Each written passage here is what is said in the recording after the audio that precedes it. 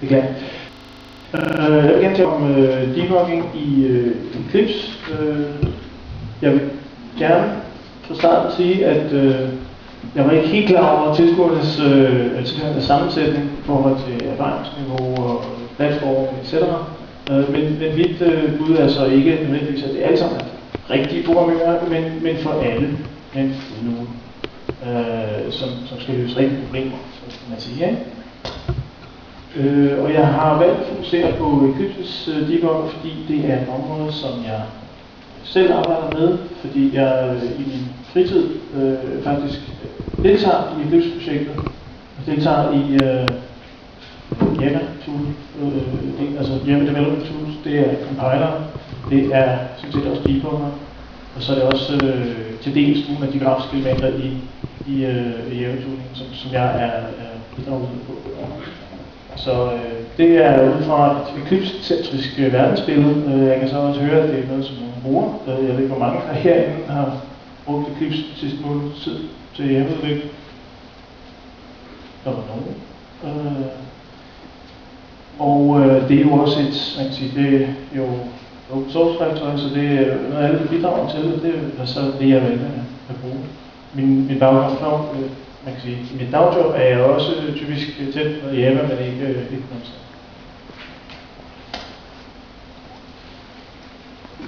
Debugger er et element i at finde og rette fejl, og det er ikke det eneste, der er. Og det vigtigste at holde sig for øje, når man skal finde fejl og rette fejl, det er jo virkelig at sige, at der er utrolig mange ting, der kan påvirke, hvordan ens program fungerer overfor omverdenen.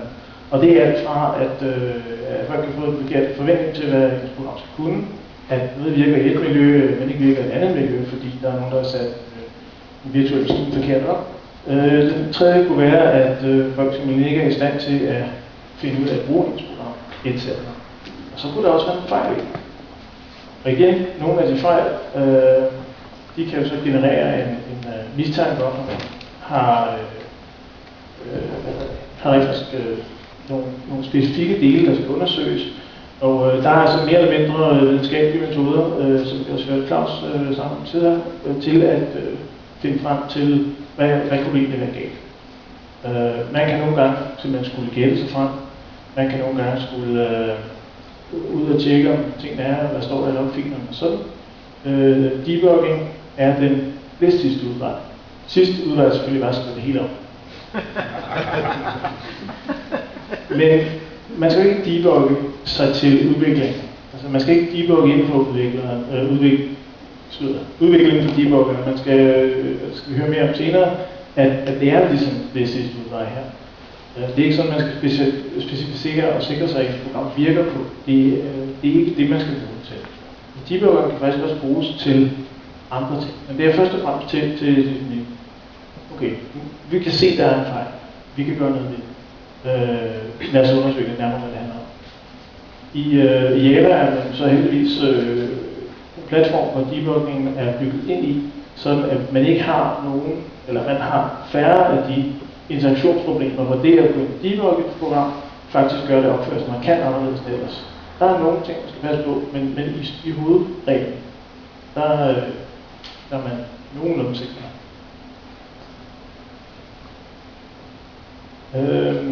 Når man arbejder med en stor kodebase, som man måske ikke selv har skrevet noget af selv, eller så meget af selv, eller så meget af selv endnu, så er debugging også, igen, altså det at bruge en debugger, kan også være nyttig i at kortlægge, hvordan fungerer tingene. For eksempel det her tilfælde med Java-compileren, som jeg begyndte at kaste mig ind i, da jeg så, at de var lidt bagud med til at understøtte i Java 8, så tænkte jeg, hvordan fungerer det base egentlig? Og man kan måske starte med at læse en test case og se, okay, hvad er det, de søger efter her, hvordan skal de mekanismer egentlig fungere? Der kan man faktisk bruge debuggeren til at sige, okay, har noget kode her, hvornår bruges det egentlig, hvordan kommer det i spil? Fordi man kan ikke bare ved at læse koden til at se, okay, hvor bliver det kaldt fra? Hvilke variabler er interesseret, når vi når til de her steder i koden?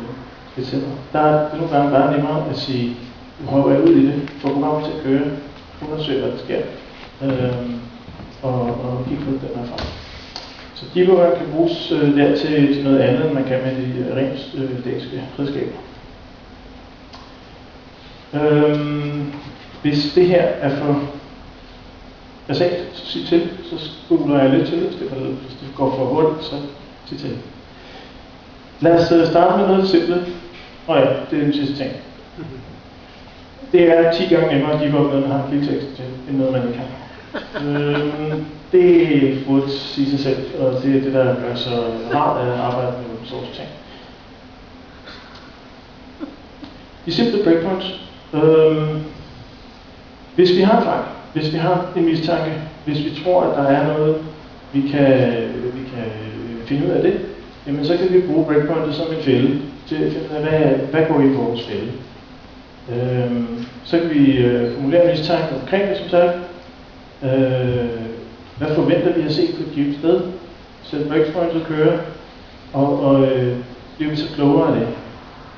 Og lad os demonstrere det helt enkelt, hvis jeg har styr på min flermonitor opsætning her et sted. Det er så et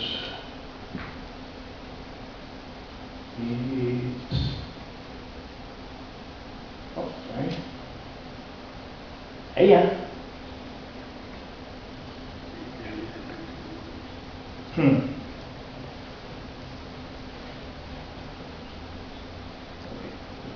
Sådan.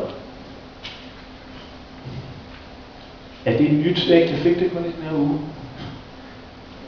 Så jeg lave en lidt større fond. Kan jeg? Det kan jeg sikkert godt.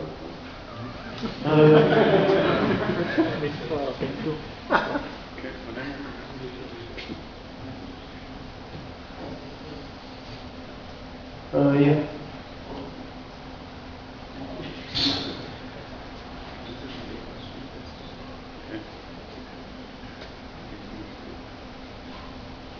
Skal jeg lige finde noget vinkel her? Så er det langt her.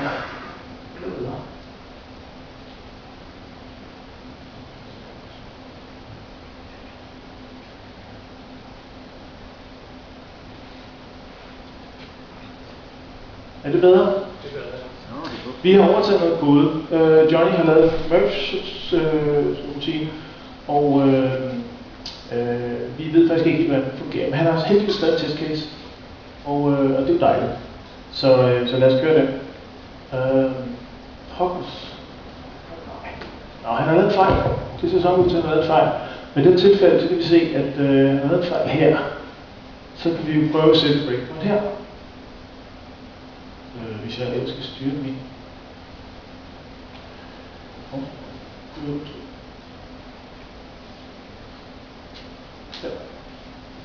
Det er lidt sådan der, ja.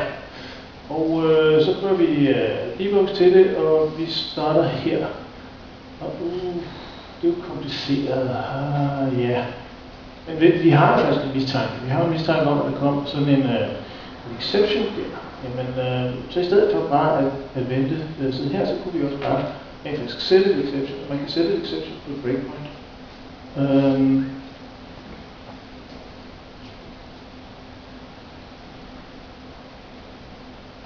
Så lad os prøve at gøre det, og se hvad der sker, når vi kører det.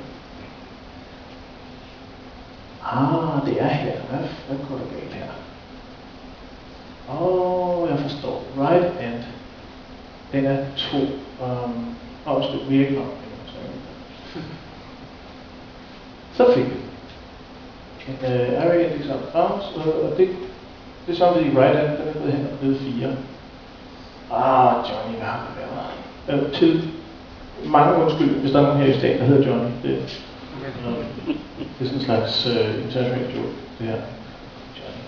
Lad os prøve at rette det, så det ikke løser problemet. Han tæller jo allerede ned der. Han har læst, at nu tæller man altid forbi, så hvis vi kører den igen. Så er vi glade. Man kan sige, det er jo meget safe, og jeg håber, at det er noget, som folk kender og virker og bruger, hvis de ikke kan se det nogle Johnny fortsatte jo så lidt. Nu lavede han også sin egen big-insert-klasse. Han overstod fra den, der var i standardbiblioteket, så nu bruger han den, og lad os se, hvordan... nej. Johnny. Hvad er der nu galt? Han siger, at for en fejl her i sin unit test, og det er fordi, at arraylisten 1, 2, 3 ikke er ens med arraylisten 1, 2, 3. Jamen det kan jo ikke lade sig gøre. Det er jo forkert. Nå, så må vi hellere undersøge, hvad er det der egentlig? De skulle være ens. Det er et array. Det er sådan en liste der, når det er array list. Okay. Den må have en equals et sted. Jeg har også den defineret heroppe. Og hvad gør den? Jamen, den undersøger, om alting er ens eller equals. Fint. Lad os sætte breakpoint der og se, hvad der sker. Så må det være her, at vi kan undersøge, hvad der går galt. Okay, 1. Så er vi heroppe.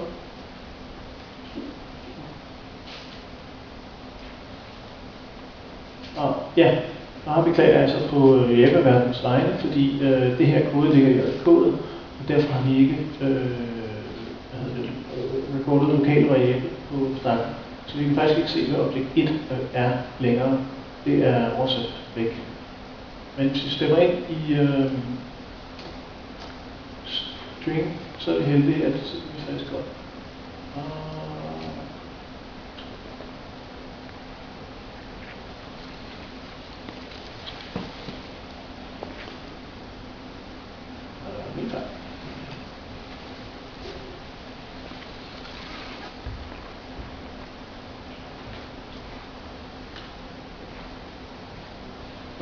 Vi har havnet i en tidligere udgave af det, og det er så problemet. Nogle gange så kan man kan havne forkert. Vi er endnu ikke i gang med at undersøge Johnny's-problem, fordi vi faktisk kun nået ned til initialisering af en klasse, som selvfølgelig også bruger den samme system, hvis det her. Det er sådan noget, der gerne skal præsentere. Så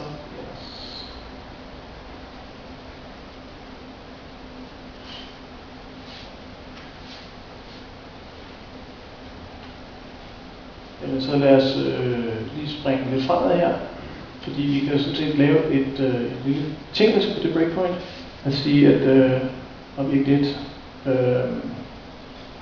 det skal sådan set være en, et eksempel på det b dot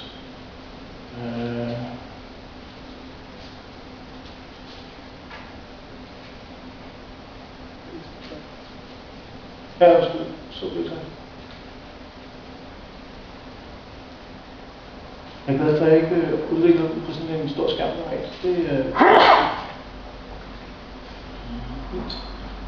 Instant soft, det var det, du sagde, jeg skulle være.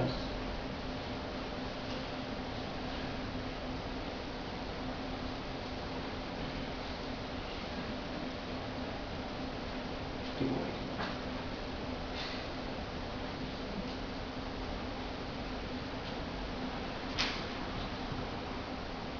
ikke. Det kan. Okay.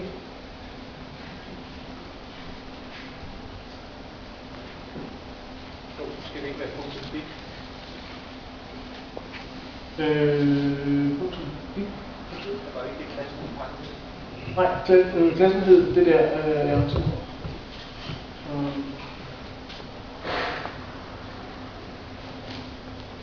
Det må ikke være eller...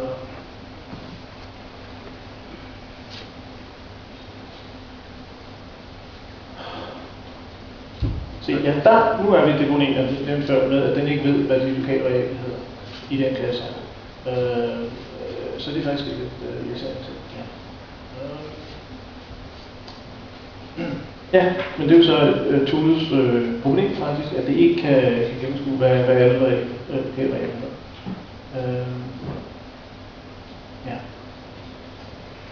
Nå, det korte og lange er, at Johnny har glemt at lave override equals, så det var nok ikke det bedste eksempel her.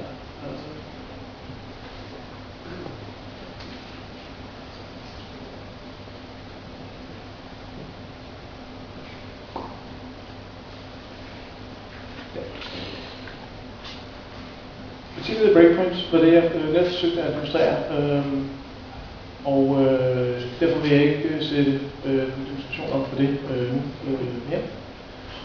Watchpoints er en tredje ting, man kan, hvor man som set overvåger tilstand, skift eller bare læsninger af et enkelt felt i en klasse.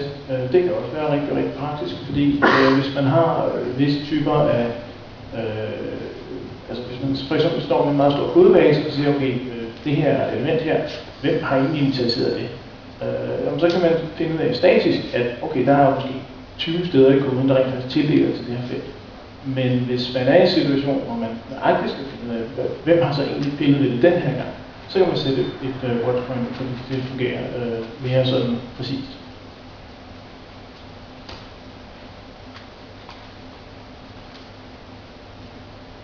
Så vil jeg gerne nævne, at debuggen har en god måde at sætte struktur på de data, man hiver fat i. For eksempel havde vi nogle lister fremført.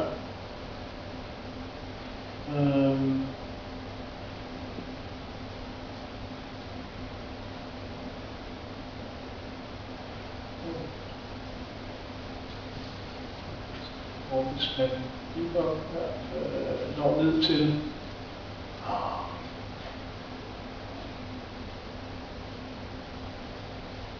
hernede til, så har vi vores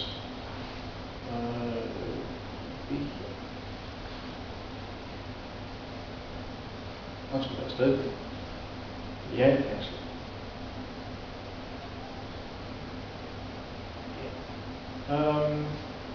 int for eksempel, det printer pænt en liste, selvom hvis man kigger på, hvad er strukturen egentlig i den her, så er der nogle andre felter involveret.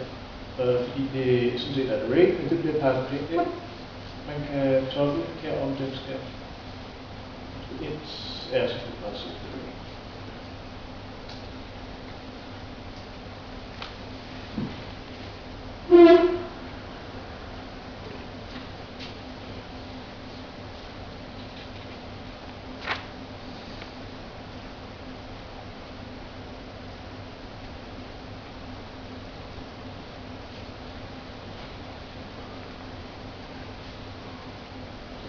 At this er enten en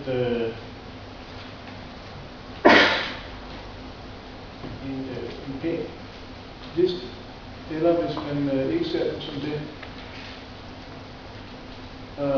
så kan man se her, at den vises som et array under reference. Det er svært at se, hvordan man sammen slår den her til. Så kan man sådan set se, at this-objektet er et pænt array, hvor man så kan se, hvad er en element i, eller betyder en collection of det, som sådan.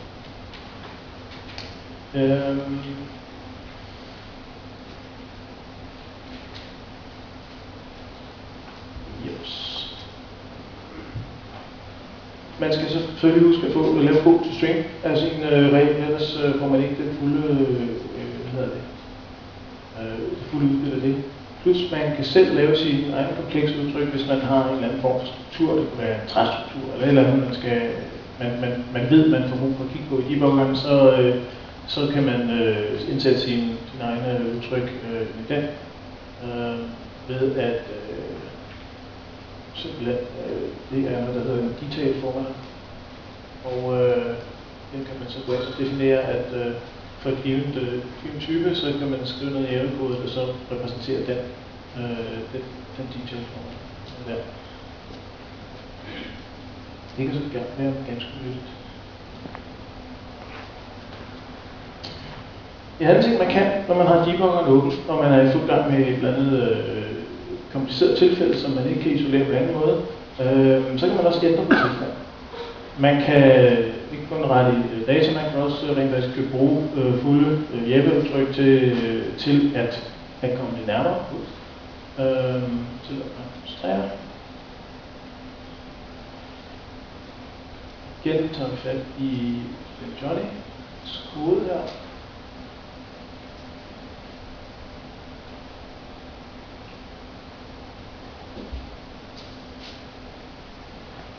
Han har begået en lille printrutine, som han er meget glad ved. Og når vi kører det,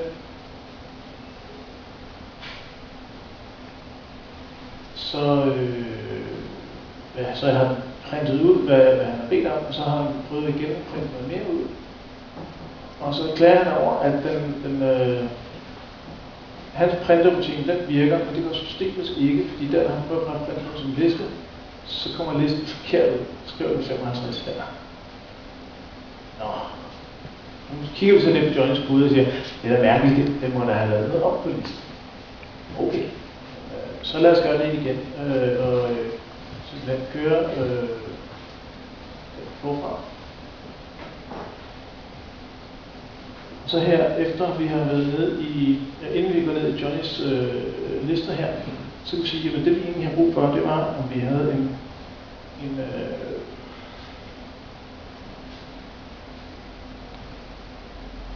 vi havde mulighed for at gøre, så man ikke kunne ændre på listen. Så gemmer vi bare der.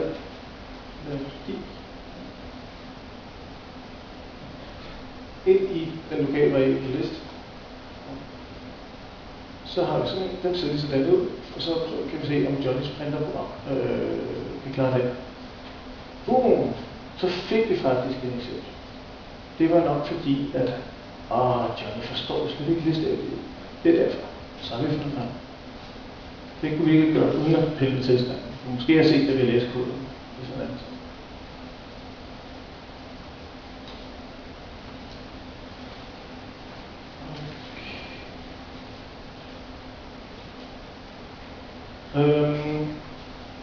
En anden feature, som jeg ikke tror, man kender i debuggeren, det er mulighed for at hyperlink-debugge.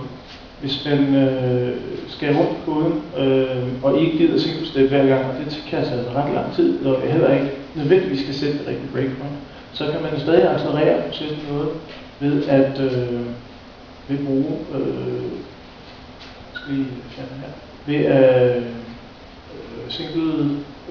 ved at steppe hen til, hvor man skal hen, hvor man ønsker at gå hen. Simpelthen ved at specificere koden, hvor man vil hen. Lad os tage udgangspunkt i den her igen.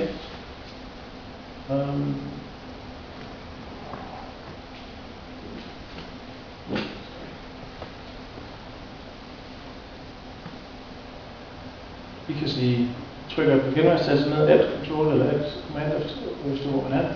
Og så vælger man sådan set metoden. Så er vi nede i den, og man har stoppet. Okay, hvad sker der inde i ens gæt? Så er vi nede i den. Så kan vi måske gå lidt ud igen. Hvad sker der inde i systemafbygningen? Okay. Og sådan kan man klikke sig rundt, og man kan i hvert fald spare en del tryk.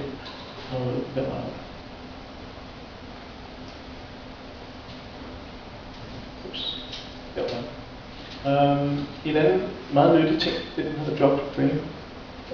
Ideen er det, at hvis man når et stykke ned i en debugging, i en række kald, så kan man sige, at vi her til at sætte vores break her.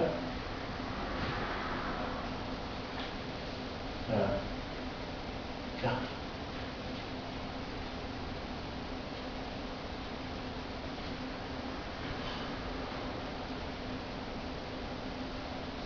Så var vi her. Men så kan man gå baglæns ud af i programmet og sige, jamen, lad os lige starte forfra her.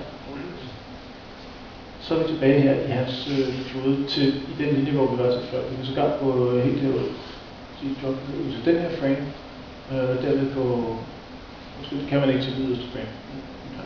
Men det virker på den måde, og er ganske nyttigt. Man skal selvfølgelig holde for øje, at man får ikke spolet verdens tilstand tilbage. Hvis man har skrevet noget ud til en fil, så har man stadig skrevet noget ud til en fil. Hvis man har ændret en variable, som ikke ligger i den frame, man har hoppet ud af, så er den også ændret for evigt. Så der er ikke så meget altså, der findes debugger, som kan sådan noget med at spole frem tilbage i tiden, men min erfaring er, at det giver så meget overhead, at det er meget svært at have med at gøre. Det her er kun et spørgsmål om at justere starten.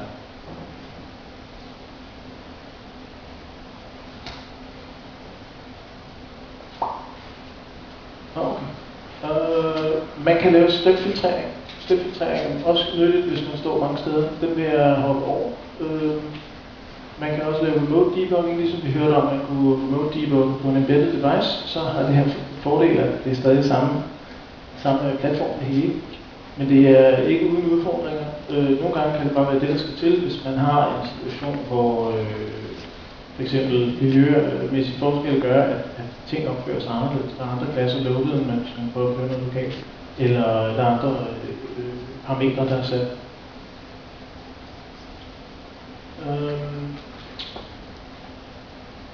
En meget nyttig feature, som der også findes i her, er, at man kan for given klasse finde ud af, hvor man er rigtig interesseret af den slags. Den ligger herovre i alle instanser af linklister for eksempel. Så kan man bladre sig igennem dem og finde ud af, hvor er mine objekter, hvor de oprettet, hvem peger til dem. Så kan man også finde ud af, hvilke referencer der er.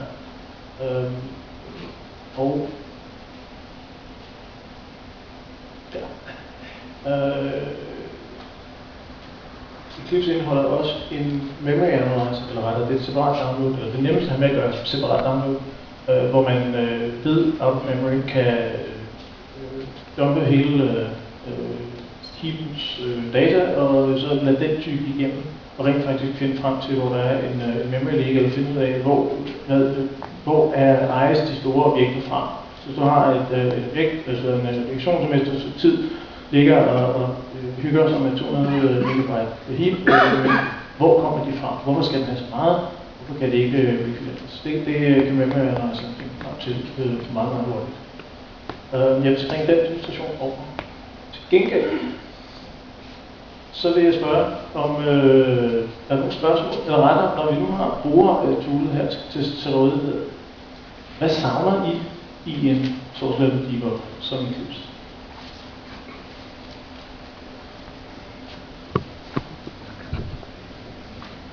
Har I brugt den? Er nogle af dem, der har rækket op før? Okay.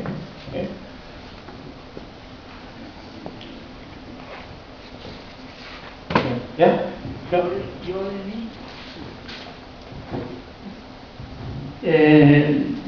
JL9. Okay, altså muligheden for at kalde native kode, er det så underforstået også, at den native kode også kan debugges? Okay, så det er tværsprogs debugging. Det er faktisk også noget af det, der er selvfølgelig allermest kompliceret. Men det kan principielt godt lade sig gøre. Jeg kan ikke... Mit primære fokus har været ren hjemmeside, så jeg ved ikke, hvordan C++-toolingens debugger fungerer. Men om ikke andet, så 2 parallelle debugging sessions vil det i hvert fald kunne fungere. Jeg ved ikke, hvordan... altså dybest set, hvis du får en... hvis du tager C++-processen yderst, eller C-processen yderst, og sætter debugger session op mod den, når den så starter en Java-maskine op, så kan man angive remote debugging for det, så har du 2 sessioner kørende samtidig. Det skal nok gå galt, hvis du breaker den ene og den anden, så heller ikke kan fungere, fordi den er kommunikation i år. Men jeg tror faktisk, der er nogen, der arbejder på, at man skal få det til at fungere på tværs af de 2. Jeg gerne prøve at finde en reference på det. Vi skal videre til næste taler, så jeg skal lige give en stor